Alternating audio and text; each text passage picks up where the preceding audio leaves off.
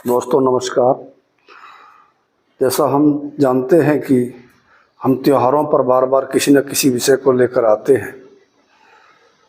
आज त्योहार का विषय है करवा चौथ का, कि देशवासियों को, सारी सुहागनों को सबसे पहले इस पावन त्योहार पर सबको बहुत बहुत बधाई, बहुत बहुत शुभकामनाएं।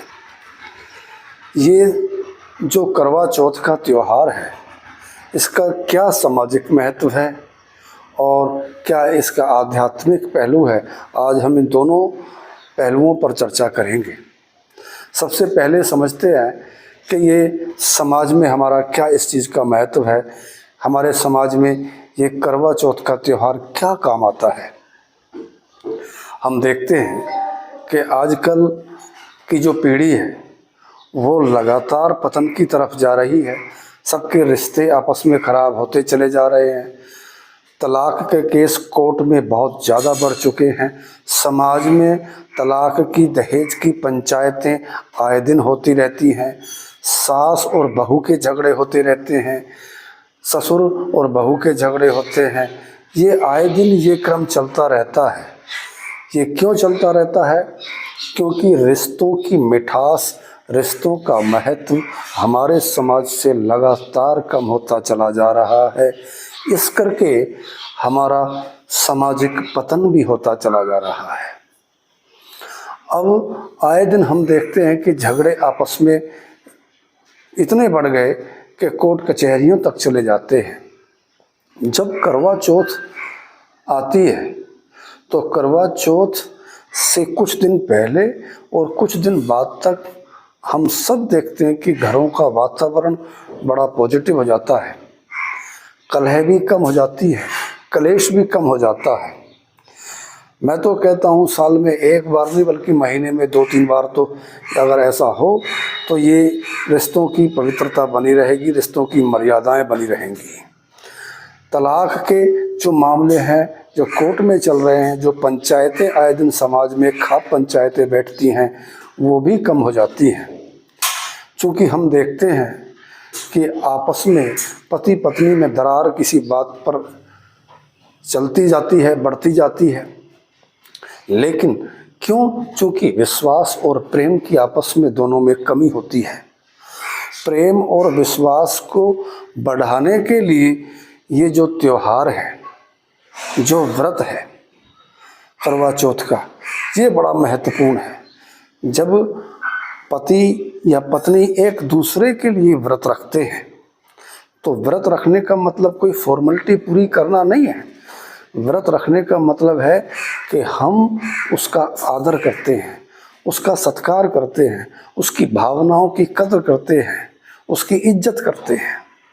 जब मन में भावना होगी, जब इज्जत होगी, कदर होगी, तो ये हमारे समाज के अंदर जो विसंगतियां फैल रही हैं, जो दहेज की हैं, जो तलाक की विसंगतियां हैं, वो लगातार कम होती चली जाएंगी। इस करके हमारे समाज के अंदर कोई ऐसे हमारे बुजुर्ग नहीं थे कि हमारी जो सिविलाइजेशन है, हमारी जो सभ्यता परंपरा है, इसका कोई ऐसे नहीं बना दिया गया कोई त्यौहार। हालांकि हम सब जानते हैं कि करवा चौथ का व्रत रहने से कोई ऐसा नहीं कि कोई मृत्यु से डर जाए, कोई मृत्यु से बच जाएगा। लेकिन जो आत्मिक मृत्यु है, जो मानसिक मृत्यु है, जो सुसाइड के केस हैं, आत्महत्या के केस हैं, जो तलाक के केस हैं, वो बहुत हद तक कम हो जाते हैं। क्योंकि ये जो बंधन है, इस बंधन से एक दूसरे की पवित्रता, एक दूसरे की इज्जत लगातार बनी रहती है। तो सबसे पहले हम इसको समझें कि ये हमारा जो करवा चौथ का त्यौहार है, ये रिश्तों की पवित्रता को, रिश्तों की आत्मीयता को, उनकी विश्वसनीयता को, एक दूसरे के पारस्परिक संबंधों को मजबूत करने का त्यौहार है। इस करके इस त्यौहार पर सभी को बहुत बहुत बधाई और शुभकामनाएं। दूसरा, हम समझते हैं कि ये जो त्यौहार है, इसका आध्यात्मिक पहलू क्या है करवा चौथ का।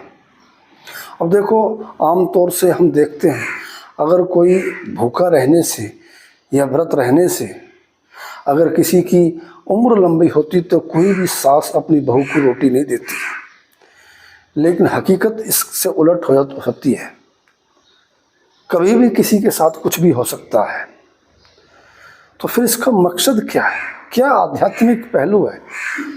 कब जाकर वो सुहागन होगी, कब जाकर उसका सुहाग नहीं उजड़ेगा, ये एक प्रश्न हमारे सामने बनता है कि ऐसी कौन सी स्थिति है जो सदा के लिए सुहागन हो जाए, जिसको उसका सुहाग ही ना उजड़े। उस पहलू को वो है आध्यात्मिक पहलू, वो रूहानियत की करवा चौथ है। वो कैसे है? वो कहते हैं करवा चौथ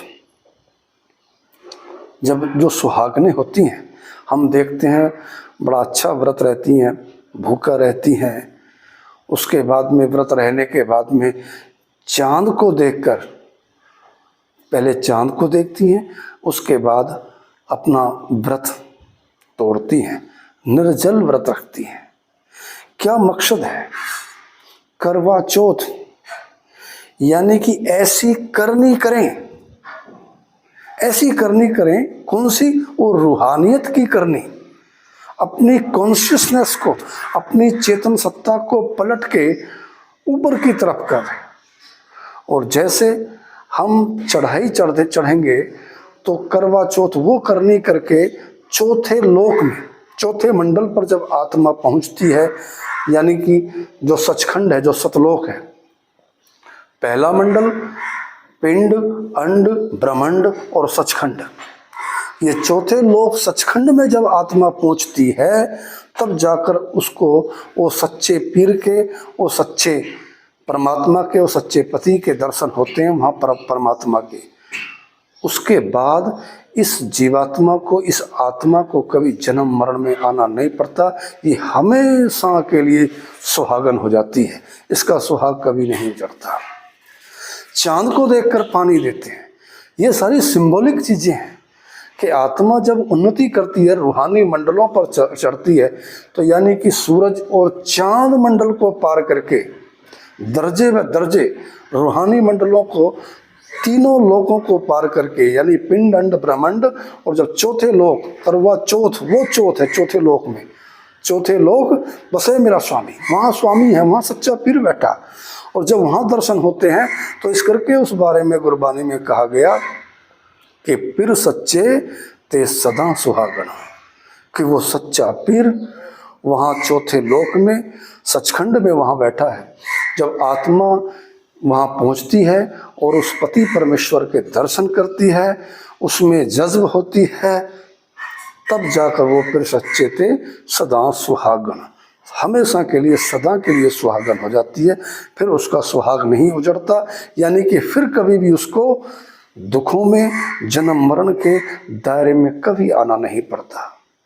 ये इसका रूहानी मकसद है।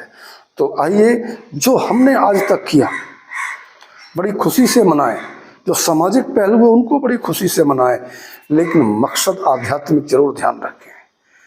ये सारा हिंदुस्तान की ये आध्यात्मिक भूमि है, आध्यात्मिक धरा है। इस पर जितने भी त्यौहार हैं, इन सारों का कुछ न कुछ आध्यात्मिक महत्व जरूर होता है। इस करके उस सच्चे और आध्यात्मिक महत्व को ना भूलें, सामाजिक महत्व को भी बखूबी निभाएं और आध्यात्मिक महत्व को बखूबी निभाकर सच्ची करवा चौथ मनाएं। तब तक आगे की वीडियो मैं एक फिर लेकर आऊँगा, तब तक के लिए नमस्कार।